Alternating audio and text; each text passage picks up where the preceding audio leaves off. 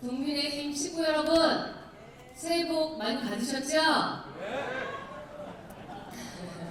올해 이 자리에 오신 분들 각별히 선거를 준비하시는 우리 가족들이 대부분이실 텐데 새해 복 많이 받으셔야 됩니다.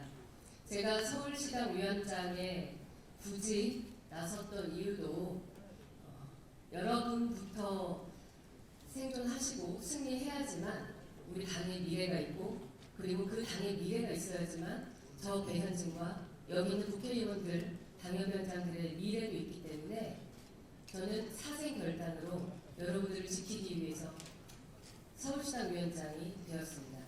여러분께서 올해 반드시 승리해 주셔야 됩니다. 오늘 사실 이 자리는 보시다시피 저희 화면 예쁘게 보였죠? 예. 앞서 제가 일부러 저희 당의 선배님들 그리고 최고위원을 비롯한 당직자, 당에서 모셔야 되는 분들부터 여러분들께 인사를 올리도록 그 이전과는 다른 순서로 말씀을 올렸습니다. 여러분의 가장 희망차고 가슴 뭉클한 새해 다짐을 할 수 있는 자리이기를 간절한 마음으로 이 자리를 준비했는데요. 사실 지난 밤 저희가 대단히 마음 불편하고 걱정스러운 뉴스를 새벽 사이에 맞이하면서 과연 우리 당이 이 고난의 시간에서 벗어나서 다시 승리의 길로 갈 수 있을까 하는 그런 걱정과 분노 섞인 문자들을 제가 오늘 새벽부터 무수하게 받고 이 자리에 올라 마음을 무겁습니다. 여러분, 우리 서울 잘 나갔습니다. 2022년에 저희가 과거 탄핵의 아픔을 딛고 다시 정권을 창출해서 윤석열 대통령을 세웠을 때 저희가 상kum에 부풀었고요. 그리고 여러분 함께 지방선거에서 물론 굉장히 어려운 싸움이었지만 그래도 성과를 거뒀다 자평할 만큼의 성적으로 저희가 회복하는가 하는 희망을 가졌습니다. 그런데 그 이후 당과 정부가 연일 패착을 두면서 선거에서 번번이 저희 서울 시민들에게 버림받았고, 지금 이 시점에서 저희는 20% 남짓한 서울의 지지율을 이 소나기에 붙잡고 이것을 극복해야 된다라는 간절한 심정으로 이 자리에 서 있습니다. 강서구청장의 선거, 그 국민들과 시민들이 하지 않았으면 좋겠다 하는 방식을 저희가 고집했고, 지난 2024년 22대 총선에서 국민들께서 제발 국민들을 아울러서 보듬어 가자, 이 방향은 아니다 라고 말씀하시는 것을 외면하고 저희의 주장을 관철시키려다 더 거센 회초리를 맞았고, 급기야는 정말 저는 희대의 역사적 패착이라고 평가하는 제 스스로 계엄이라는 말도 안 되는 상황을 목도하게 됐습니다. 그 책임을 다른 사람이 아닌 바로 그 다음에 선거를 치러야 하는 여러분들께서 아직도 지고 있는 상황입니다. 그렇게 1년을 허덕였죠, 저희가. 여러분, 이제는 벗어나야 되지 않겠습니까? 지금 이재명 정권, 앞서 여러 선배들, 그다음에 의원님들 말씀해 주신 대로 잘한 게 하나도 없습니다. 정권이 들어서자마자 서울의 부동산을 난장판으로 만들어서 서민들의 주거사다리 끊어놓고 청년들의 꿈을 앗아갔고요. 그리고 물가, 환율 관리 못하는, 앞으로 이 나라가 어디로 갈지 막막하게 하는 그 상황에 치닫고 있고, 민주당에 봉직하는 사람들의 면면은 어떻습니까? 김병기, 강선우, 장경태, 여러분, 이 사람들이 국민의 대표로 혹은 서울의 대표로 얼굴을 내밀 자격이 있는 사람들입니까? 없습니다. 없습니다. 그런데도 불구하고 시민들의 마음이 저희한테 오지 않고 있습니다. 저희가 20% 박스권을 벗어나지 못하면서 시민들의 대안이 되지 못함을 오늘까지도 증명하고 있습니다. 저는 다가오는 2026년 올해 우리의 지방선거를 통해서 냉담하게 돌아선 우리 서울 시민들의 마음을 다시 우리에게 열도록 노력하고 그 힘을 모아서 다음 정권을 다시 회복하는데 동력을 삼아야 한다고 생각합니다. 여러분 저와 생각이 같으시죠?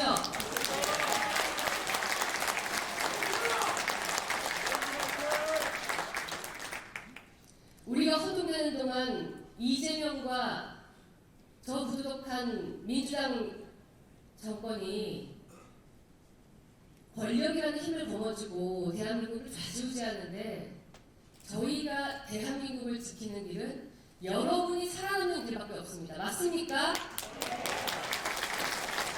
그래서 줄기차게 요청했습니다. 당에 우리가 단호하게 결별해야 할 과거의 역사와 선을 긋고 정치적으로 이것은 인간적이고 도의적인 차원을 떠나서 정치적으로 국민들의 마음을 부합하는 국민의힘의 모습으로 그리고 서울시장의 모습으로 거듭나게끔 도움을 주셔서 부탁드렸습니다.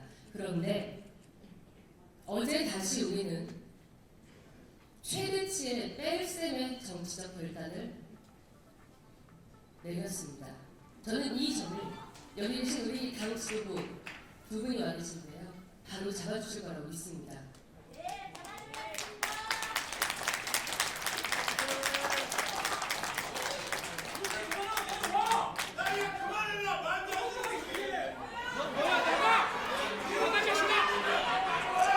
여러분 다투실 필요가 없습니다. 다투실 필요가 없습니다.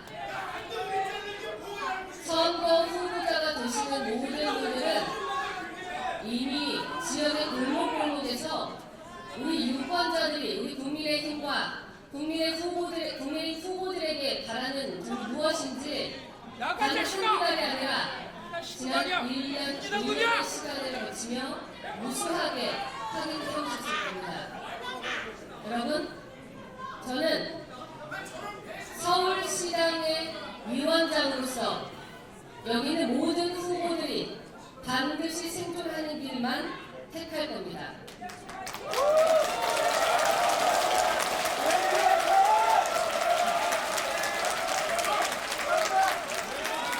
제발 당이 조금만 잘해주기를 기다리면서 절박하게 버티고 있는 20%의 지지율이 아니라 40%, 50%, 60% 저희를 돌아볼 수 있는 지금은 잠시 냉담해진 우리 서울의 유권자들의 마음을 돌리기 위해서 저는 끝까지 여러분의 편이 될 겁니다. 우리가 이기는 길은 명확합니다. 지금 우리끼리 당 내부 안에서 이전 투구하고 더군다나 우리가 내란의 정당으로 갈 뻔했던 그 사람마저 당에서 쫓아내는 이런 어리석은 행태를 반복하지 않고 홀씨 하나, 지나가는 바람결 하나라도 모두 모아서 우리의 힘을 하나로 모아서 건전하고 유능하고 도덕적인 우리 보수정당 국민의 힘을 다시 살려야 될 겁니다. 이게 우리가 이기는 길입니다. 저는 지난해 우리 전 당직자 워크숍에서 말씀드렸습니다. 우리는 식구라고 하나의 밥상 위에 같은 숟가락을 얹어놓고 사는 식구라고. 올해 여러분들은 여러분의 생존을 위해서 정치적인 생존과 또 가정의 생계를 위해서 모든 이유로 자신의 사력을 다해 선거에 뛰실 겁니다. 뜨거운 동지애로 그리고 오늘 이 자리에선 담담한 마음으로 여러분들의 강패가 될 것을 다시 한번 약속드리면서 저는 앞으로 모든 저의 선택과 모든 메시지와 모든 행동은 우리 서울이 서울답게 서울 시민이 사랑하는 국민의힘의 서울 구성원들이 될 수 있도록 해나갈 것입니다. 여러분, 우리 위축되지 말고 일반 시민과 국민들께서 우리끼리 모여서 뜨거운 우리 전후회로 이렇게 있는 것도 중요하지만 더 많은 유권자들이 우리를 사랑할 수 있는 방법을 찾기 위해서 함께 머리를 맞대고 우리 노력합시다. 오늘 서울의 슬로건 오직 서울, 서울을 서울답게입니다. 오직 서울, 서울을 서울답게 여러분과 반드시 승리하겠습니다. 새해 복 많이 받으십시오. 네, 여러분 다시 한번 큰 박수 부탁드립니다.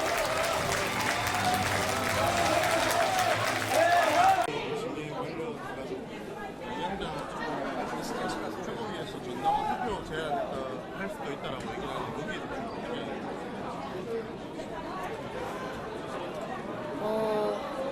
최고위가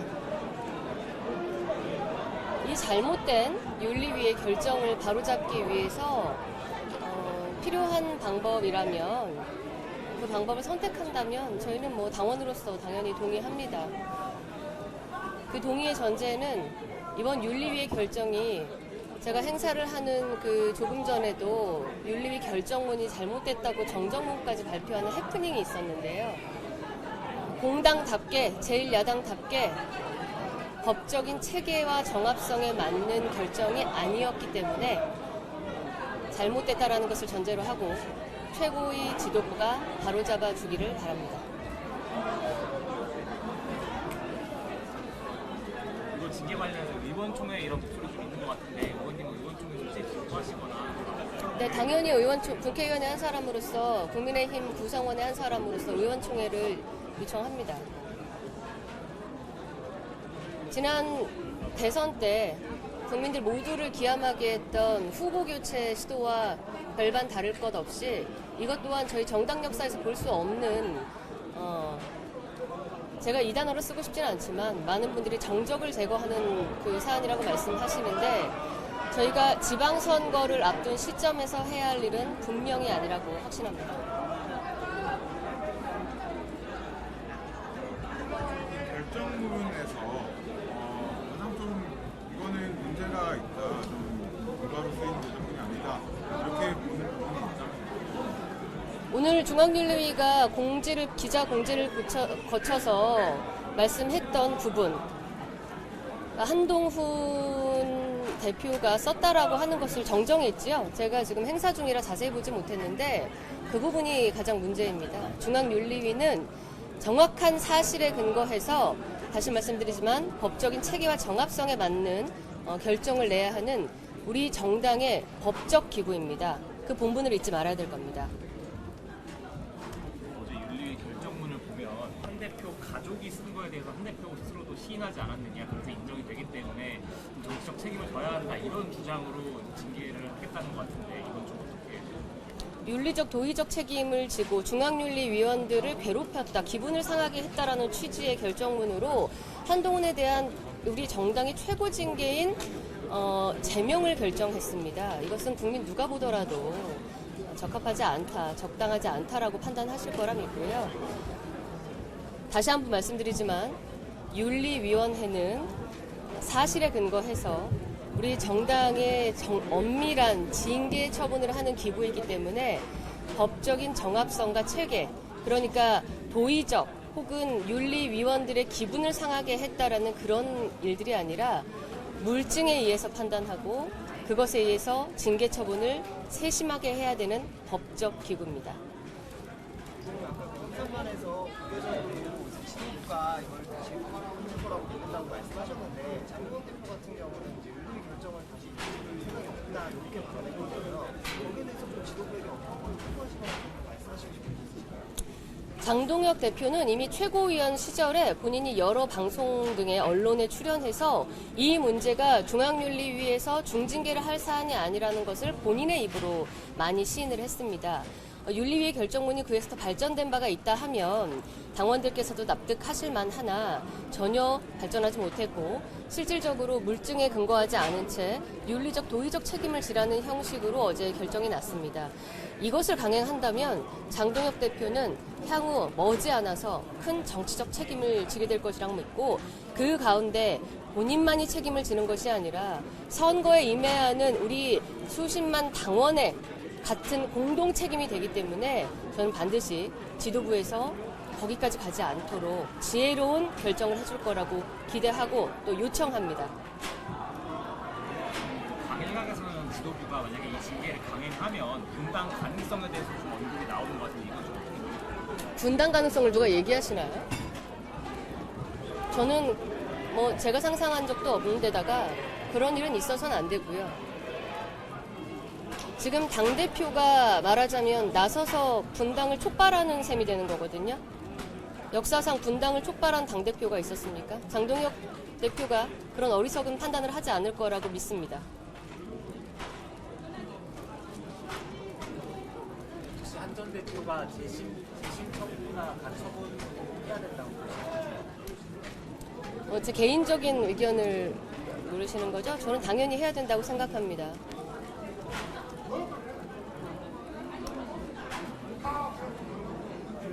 중앙윤리위원회가 정상적인 당의 법적인 기구로서의 지금 기능을 상실한 채 결정을 냈기 때문에 사실은 정치의 영역이 자꾸 사법에 기대서 판단을 바라는 것은 저는 바르지는 않다고 생각하지만 이 경우에는 가처분을 통해서 한동훈 대표 그 본인의 억울함도 소명할 뿐만 아니라 우리 이 당원을 넘어서 이 사안을 지켜보고 계시는 우리 지방선거의 많은 유권자들께 정당이 잘못한 부분을 바로 잡고 다시 나아갈 수 있다는 희망을 보여드려야 한다고 생각합니다.